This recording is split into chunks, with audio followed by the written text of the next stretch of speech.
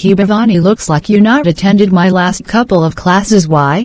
Mom, actually I attended my relative's function, that's the reason I not able attend classes. But I asked Surya Mom, he said you narrated couple of stories in last classes. Yes, I narrated short stories, from that you can learn English speaking. Ooh, it's nice. Mom, can you narrate me a real life story? Of course, listen carefully. Inspirational story of Sudha Murthy, from being a small town girl to the first female engineer hired at telco. Sudha Murthy's story of being a small town girl to an engineering teacher, philanthropist, and author of several best-selling books is an inspiration. Today, she is a Padma Shri awardee, chairperson of Infosys Foundation, and an active member of public health care initiatives of the Gates Foundation.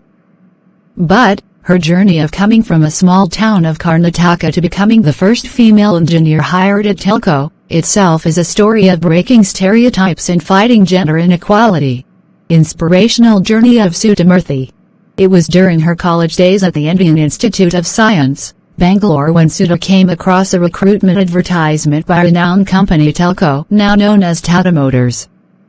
The advertisement stated that the company is hiring young and hardworking engineers who have a great academic record as well. However, there was one line written at the bottom of the pamphlet that drew the attention of young Sudha and left her heart broken. It was clearly stated in the job post that women candidates need not apply. Sudha, who had always topped all the subjects in her class, could not ignore the clear gender discrimination that the ad was promoting. Without wasting any time, Sudha wrote a letter expressing her anger, on a postcard addressing to none other than J.R.D. Jahangir Ratanji Dada Boy, Tata, chairman of Tata Group. Within 10 days Sudha got a response from Telco and she was invited for an interview at Pune. The company even offered to take care of her travel and other expenses. The letter that Sudha wrote to the chairman, condemning the discrimination, proved to be a turning point in her life. Sudha was hired by the telco, and that's how she became the first woman engineer at the company.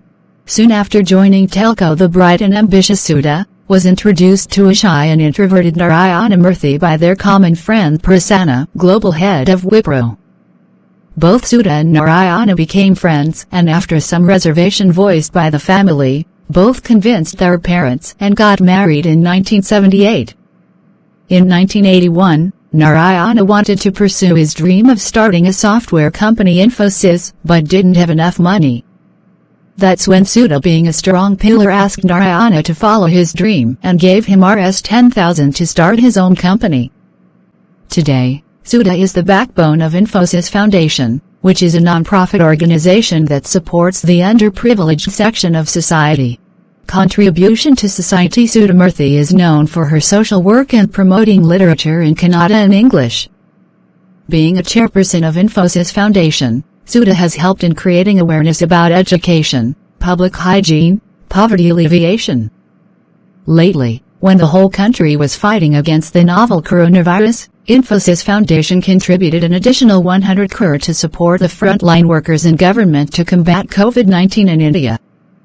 The foundation had donated 100 crores last year as well, which makes it a total contribution of 200 crores.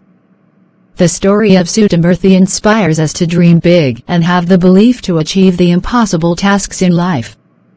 She is the epitome of motivation, who inspires us to continue hard work without worrying about the result, as success will follow if your intentions and determination are on point. So viewers out there, hope you followed wonderful narration, and if you inspired, give a like and share this video to your friends. Thank you.